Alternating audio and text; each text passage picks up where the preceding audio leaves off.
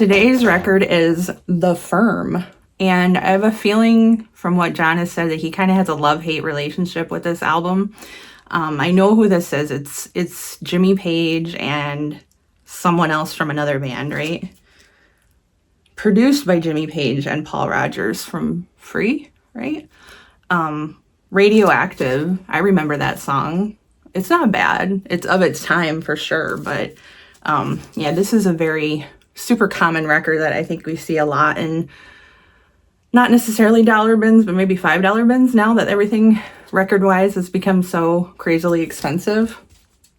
I'm sure John will tell you the history about this record a little bit more than I could, but I can see on the inner that there's Jimmy Page right there. Can't tell you who the other guys are. They don't look familiar to me, but I'm sure John will point it out and it'll be super obvious, right? But yeah, the only song I remember from this was their hit Radioactive on Atlantic with the Firm logo there. I don't know if they made any other records together as the Firm, but I'm sure, again, John will let us know. Here we have The Firm, their debut album from February 1985 on Atlantic. Of course, The Firm featuring Paul Rodgers of Free and Bad Company on lead vocals and Jimmy Page of Led Zeppelin on guitar. I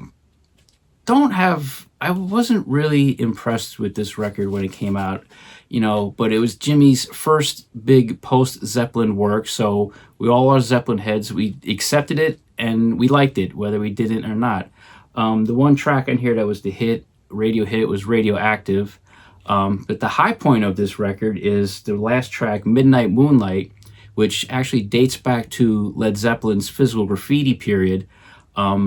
They cut it as an instrumental called Swan Song, which I heard on a bootleg at the store I worked at, but I never bought the bootleg or copied it. And really amazing, especially when Bonham comes crashing in. But they wrote lyrics for it here and call it Midnight Moonlight. That's probably the best track. The low point of the record, they're covering the Righteous Brothers' You've Lost That Loving Feeling. Why? I don't know. I have some notes here, but I think, yeah, this is like, I tried twice to offload this record in Izzy and nobody wanted it, so I keep it. In fact, I do still hear Radioactive sometimes on the local classic rock radio station.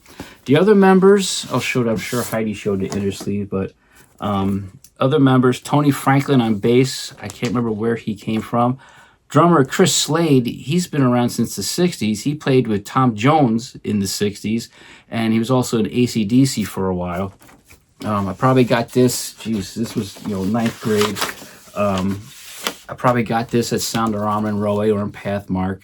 But The Firm, 1985. And this record also, its sound dates it to its time. It sounds very 80s. But this is The Firm, self-titled, Atlantic Records, February 1985.